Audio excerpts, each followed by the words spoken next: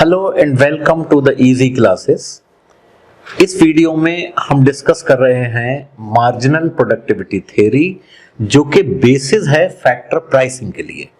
चूंकि factor pricing एक important topic है माइक्रो इकोनॉमिक्स का, यानी वो फैक्टर्स ऑफ प्रोडक्शन जो लैंड है, कैपिटल है, लेबर है, एंटरप्रेन्योरशिप है, इनका रेम्यूनरेशन कैसे तय होता है, ये चीज जो है ये हम पढ़ते हैं थ्योरी ऑफ डिस्ट्रीब्यूशन में। तो एक तो यही कंफ्यूजन रहता है पढ़ने वालों को, जो खासतौर से जो बीए के स्टूडेंट्स हैं, बिगनर्स हैं, कि भाई थ्योरी ऑफ डिस्ट्रीब्यूशन क्या है। डिस्ट्रीब्यूशन के सिलसिले में तो हम ये जानते हैं कि डिस्ट्रीब्यूशन ऑफ इनकम अनइक्वल है या ठीक है या नहीं है, जस्ट है या इनजस्ट है, ये सारी चीजें हम देखते हैं। तो डिस्ट्रीब्यूशन ऑफ इनकम एक दूसरी चीज है और ये फंक्शनल डिस्ट्रीब्यूशन बिल्कुल दूसरी चीज है। तो चूंकि फैक्टर प्राइसिंग की कुछ बेसिक्स जानना जरूरी है, इसलिए आज मैं शुरू कर रहा हूं आपके सामने मार्जिनल प्रोडक्टिविटी और ये what this distribution business is. Okay, दो चीजें हैं जो आपको जाननी चाहिए। एक है पर्सनल डिस्ट्रीब्यूशन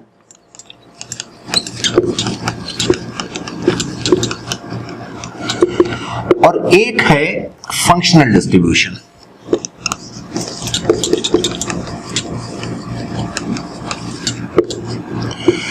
लगता है पेन फिर धोखा देगा।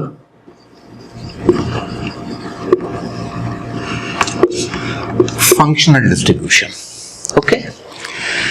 जब हम कहते हैं डिस्ट्रीब्यूशन ऑफ इनकम, इसका मतलब यह है इंटरपर्सनल जो डिस्ट्रीब्यूशन है इनकम का, यानी मेरी कितनी इनकम है, दूसरे की कितनी इनकम है, ये इकोनॉमी में कितनी परसेंट ऑफ क्लास के पास कितनी इनकम है, वो कहलाती है पर्सनल डिस्ट्रीब्यूशन। फंक्शनल डिस्ट्रीब्यूशन उसको कहते हैं कि जो फैक्टर्स ऑफ प्रोडक्शन है उनका शेयर कितना है, यानी कितनी इनकम जो है वो रेंट की शक्ल में जनरेट हो रही है, कितनी इनकम इंटरेस्ट की शक्ल में जनरेट हो रही है, कितनी इनकम वेज की शक्ल में जनरेट हो रही है और कितनी प्रॉफिट की शक्ल में जनरेट हो रही है, क्योंकि इनकम इन्हीं चार स्ट्रीम में जनरेट होती है। तो वो है फंक्शनल डिस्ट्रीब्यूशन। क्या दोनों में कोई कनेक्शन है?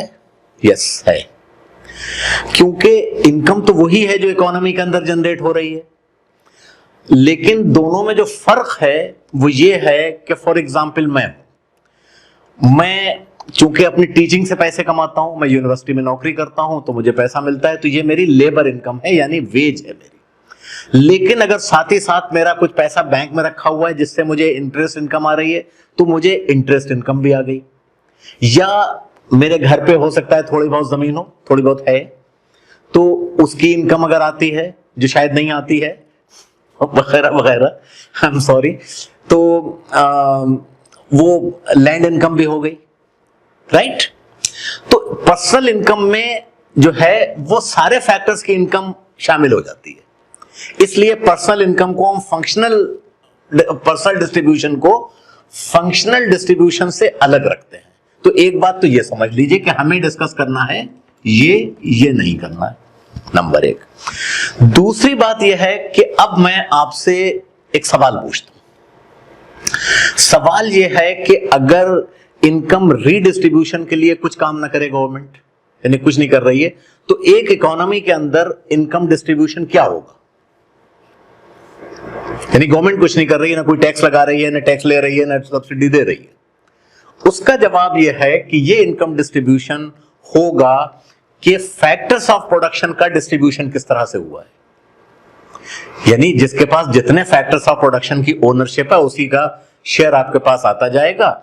अगर आपके पास फंक्शनल डिस्ट्रीब्यूशन है, यानी उन फैक्टर्स में कितनी, वो फैक्टर्स आपके लिए कितनी इनकम जनरेट कर रहे हैं, ठीक है। यानी जिसके पास कुछ नहीं है, खाली लेबर है, चाहे वो स्किल्ड लेबर हो चाहे अनस्किल्ड लेबर हो, तो वो खाली लेबर की वेज आएगी। जिसके पास कैपिटल है उसके पास इंटरेस्ट आएगा, जिसके पास मिक्स है बहुत सारी चीजें आएंगी। तो ये distribution of factors of production है, जो कि इवेंचुअली तय करेगा कि डिस्ट्रीब्यूशन कितना है। तो पर्सनल इनकम का जुड़ाव उससे इस तरह से होता है, लेकिन हमें यह समझना जरूरी है कि तीनों में फर्क क्या है। अच्छा, अब सवाल यह है कि फंक्शनल डिस्ट्रीब्यूशन पे जब हम आते हैं, यानी कितनी इनकम रेंट की शक्ल में आई, कितनी वेज की आई और कितने दूसरे फैक्टर्स में आई, तो ये किस चीज से तय होता है? ये जिस चीज से तय होता है वही हमारा असल टॉपिक होगा, वो है फैक्टर प्राइसिंग।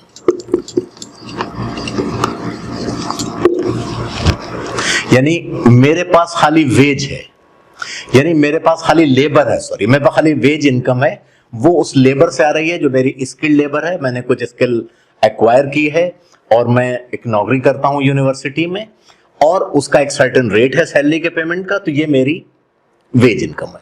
तो यानी ये फैक्टर, यानी लेबर मेरा किस रेट पर प्राइस्ड है, ये तय करेगा कि मेरी इनकम कितनी होगी।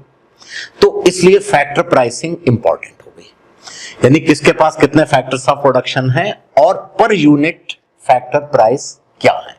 तो इसलिए ये फैक्टर ऑफ प्रोडक्शन जो है वो, सॉरी फैक्टर प्राइसिंग जो है वो डिस्ट्रीब्यूशन थ्योरी का बहुत इंपॉर्टेंट टॉपिक है।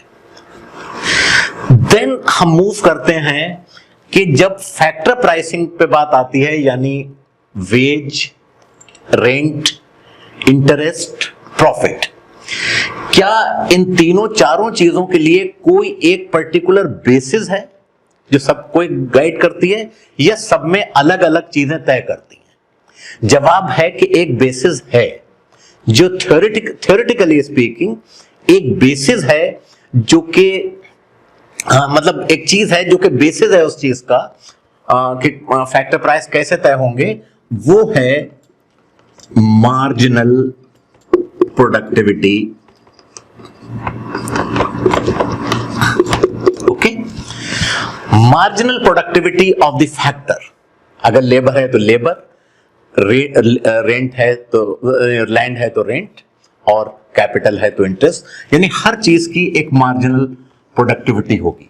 मार्जिनल प्रोडक्टिविटी क्या चीज है? बिल्कुल उसी तरह जैसे मार्जिनल यूटिलिटी मैंने बताया था शायद इसके इजी क्लासेस के किसी लेक्चर में, यानी जब एडिशनल यूनिट को आप एम्प्लॉय करते हैं तो उससे जो आउटपुट आती है, for example 10 unit of labour काम कर रहे थे, आउटपुट प्रोड्यूस हो रही थी 20 यूनिट, ठीक है, आपने 11वां लेबर लगाया, 11वीं यूनिट लगाई, आउटपुट 20 से बढ़ के 22 हो गई।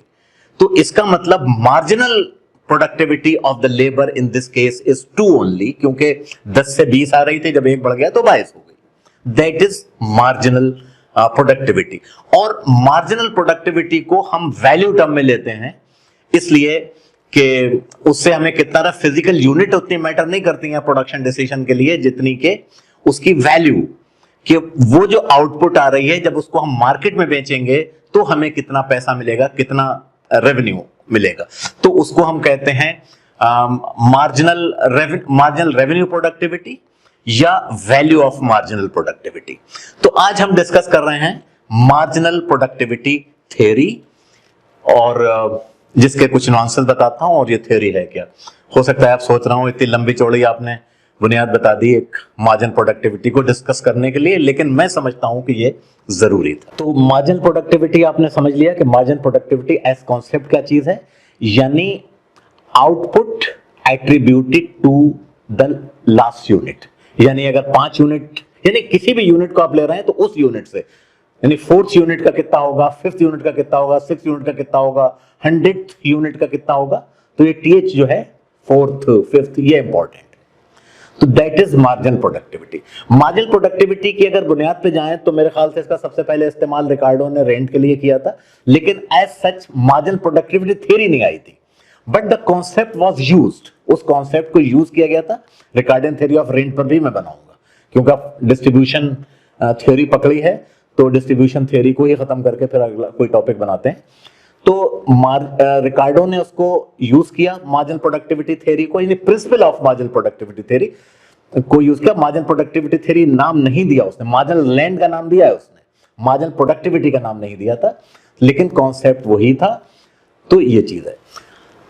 और इसको जो मॉडर्न टाइम में जो जहां से थ्योरी पॉपुलर हुई इस नाम के साथ, बहुत से लोग जुड़े हुए हैं इसके साथ, लेकिन सबसे ज्यादा प्रोमिनेंट नाम उसमें है JB क्लार्क का। जेबी क्लार्क।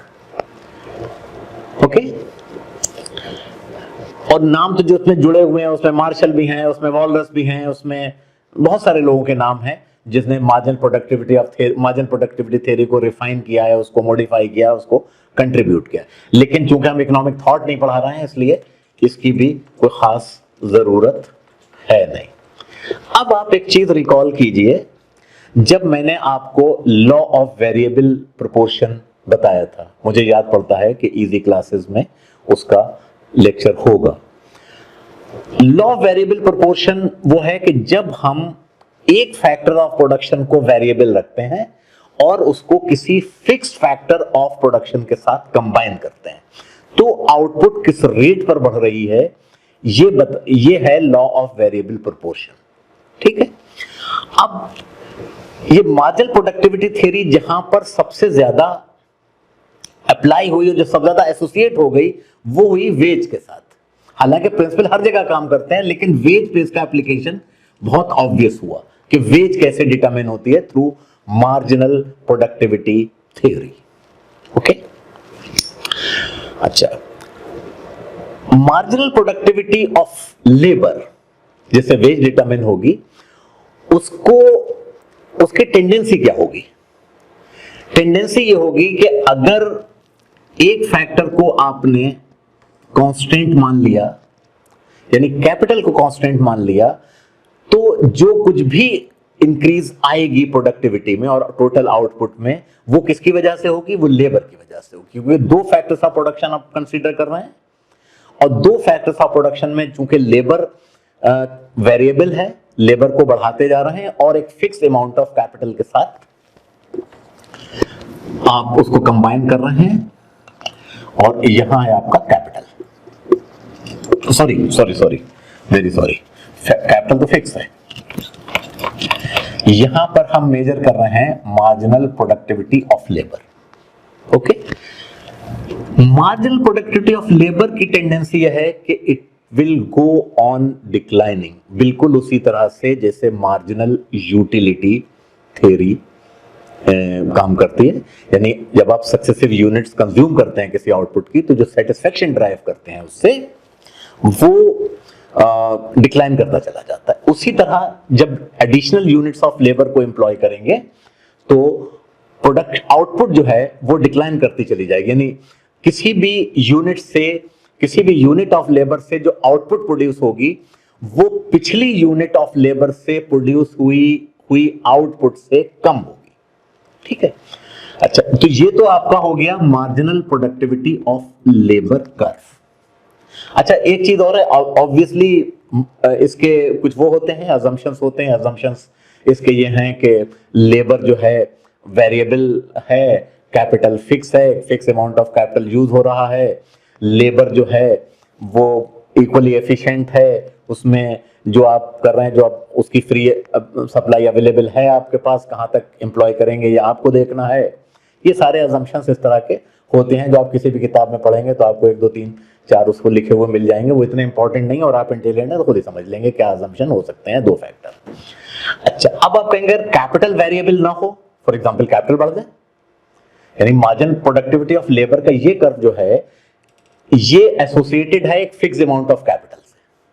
अगर कैपिटल का डोज बढ़ा दिया तो मार्जिनल प्रोडक्टिविटी ऑफ लेबर जो है वो बढ़ जाएगी, ऐसे करके कर्व पैरेलल शिफ्ट कर जाएगा।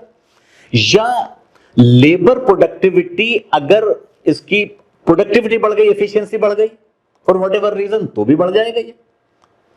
तो ये चीजें आप ध्यान में रखें। हालांकि एफिशिएंसी बढ़ने के लिए जरूरी होता है कि कैपिटल बढ़े, और चूंकि एक फिक्स कैपिटल पे आप काम करते रहेंगे तो जाहिर है कि हर एडिशनल लेबर जो है वो कम ही की तरफ ले जाएगा आउटपुट को। अच्छा, ये हो सकता है कि इनिशियल लेवल पे बढ़े, उसको जब हम वेज को सेपरेटली डिस्कस करेंगे तब उसके ऊपर बात करेंगे कि मार्जिनल प्रोडक्टिविटी कर्व जो है वो इनिशियली थोड़ा सा इंक्रीज करेगा, then it will start declining. शुरू में करेगा, उसके बाद डिक्लाइन करना शुरू करेगा। लेकिन हमारे लिए जो रेलिवेंट है इकोनॉमिक्स या वेज डिटर्मिनेशन के पॉइंट ऑफ व्यू से, वो वही declining portion of marginal productivity labour curve होता है। अच्छा, अब ये तो आपका मार्जिनल प्रोडक्टिविटी ऑफ लेबर है, यानी जैसे जैसे आपके लेबर बढ़ रहा है, आप देख रहे हैं कि मार्जिनल प्रोडक्टिविटी जो है वो कम हो रही है। अब सवाल ये है कि वेज कैसे फिक्स होगी, ठीक है, या एम्प्लॉयमेंट कैसे फिक्स होगा। सपोज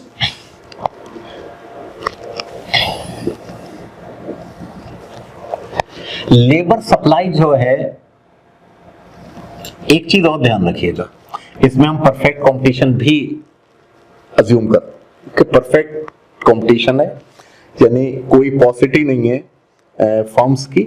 ये जो है वो माइक्रो हम तय कर रहे हैं, माइक्रो लेवल पे एक फर्म के पास क्या ऑप्शंस होंगे, और ये मार्केट है, वहां भी मार्जिनल प्रोडक्टिविटी ऑफ लेबर है।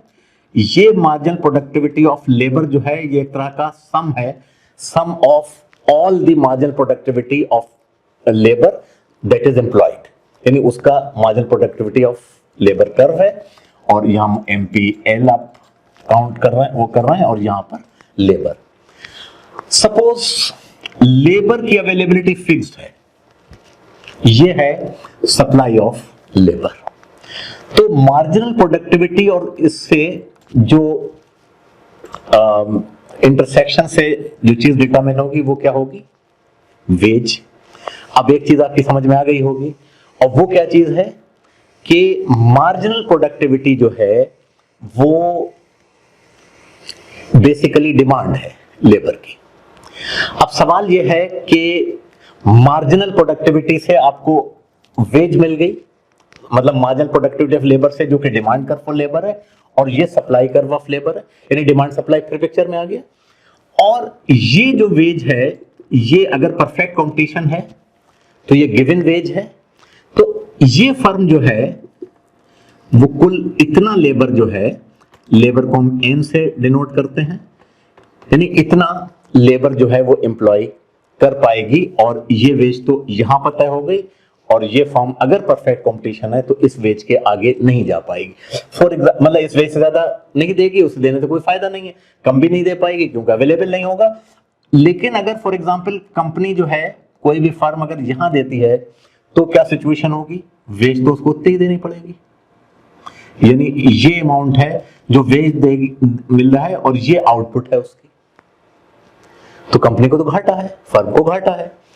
और कोई फर्म जो है वो आपको उससे ज्यादा नहीं देगी जितना कि आप उसके लिए कंट्रीब्यूट कर रहे हैं। कोई भी कहता है कि उसकी तनख्वाह जो है वो 10 लाख है किसी कंपनी में, तो इसका मतलब वो कंपनी को कम से कम 25 लाख का मुनाफा कमा के दे रहा है, तब उसकी 10 लाख तनख्वाह होती है। बराबर तो यह है कि मिनिमम पॉइंट है। अच्छा, ये तो अजम्पशन है, ये सिर्फ उस चीज के लिए होती है। मैं अक्सर कहता हूं और हर चीज में कहता रहूंगा कि जब हम इकोनॉमिक मॉडल पढ़ते हैं तो इकोनॉमिक मॉडल में हम सिर्फ प्रिंसिपल्स समझते हैं। रियलिटी इतनी सिंपल नहीं होती है कि बिल्कुल एक परफेक्ट कंपटीशन है और एक लेबर सप्लाई कर्व जो है फिक्स है, सारा लेबर बिल्कुल होमोजीनियस है, एक ही तरह का है, एटसेट्रा एटसेट्रा।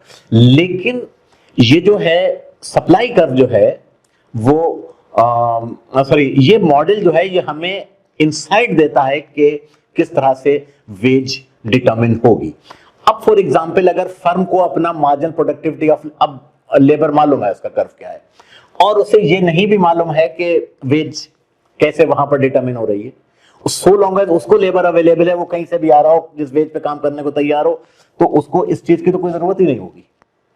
प्रिंसिपल तो मालूम है ना, प्रिंसिपल वही है कि जितना भी लेबर अवेलेबल है, जिस वेज पे काम करने के लिए अवेलेबल है, फॉर एग्जांपल उसको हो सकता है लेबर कर्व जो है इस तरह का मिले, जाहिर है इंडिविजुअल फर्म को तो इसी तरह का मिलेगा, तो वेज जो है इस तरह से डिटरमिन हो जाएगी। या इस तरह की कोई चीजें हो सकती हैं कि मिनिमम वेज है, आप उससे कम वेज नहीं दे सकते, तो फिर वेज आपकी तय है पहले से, एम्प्लॉयमेंट लेवल तय उससे हो जाएगा, उससे आगे आप नहीं जा सकते।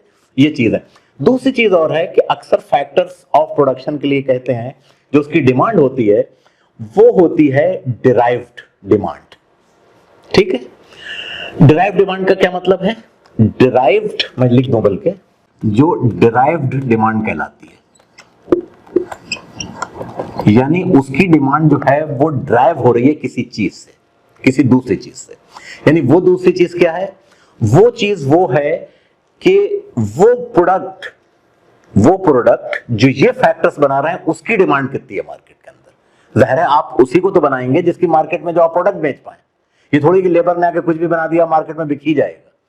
तो इनकी डिमांड जो होती है वो डिराइव डिमांड होती है। अच्छा, और ड्राइव डिमांड इंपॉर्टेंट इसलिए हो जाती है कि जो ये प्रोडक्ट बनाते हैं उसकी मार्केट में किस हद तक आप सप्लाई कर सकते हैं, कितने पैसे पे बेच सकते हैं, कितनी यूनिट प्राइस हो सकते हैं, उससे आपकी मार्जिनल रेवेन्यू प्रोडक्टिविटी जो है वो तय होती है, जिसको आप VMP भी कहते हैं, यानी वैल्यू ऑफ मार्जिनल प्रोडक्ट या MRP, sorry RMP, revenue marginal productivity. Okay, एक है फिजिकल मार्जिनल प्रोडक्टिविटी यानी यूनिट्स कितनी बन रही हैं, और एक है कि वो कितने पैसे पे बेची जा रही हैं यूनिट में। तो ये वैल्यू ऑफ मार्जिनल प्रोडक्ट जो है that is important, physical unit important उतनी नहीं है डिसीजन लेने के लिए, फर्म को कोई भी मैनेजरियल डिसीजंस लेने के लिए। तो गाइस ये प्रिंसिपल है डिस्ट्रीब्यूशन थ्योरी का, फैक्टर प्राइसिंग का, जो कि मार्जिनल प्रोडक्टिविटी थ्योरी है, और इसको हम सेपरेटली अप्लाई करेंगे लेबर की डिफरेंट कंडीशन में, वेज कैसे तय होगी, रेंट की थ्योरी बताएंगे, कैपिटल के रेंट इंटरेस्ट पे तो शायद है, मैं चेक करूंगा अगर है तो ठीक है, नहीं तो बनाएंगे। तो ये सारी हम डिस्ट्रीब्यूशन थ्योरी को डिस्कस करेंगे और उम्मीद है कि इसी हफ्ते इसके ऊपर बना देंगे। So guys, thank you very much.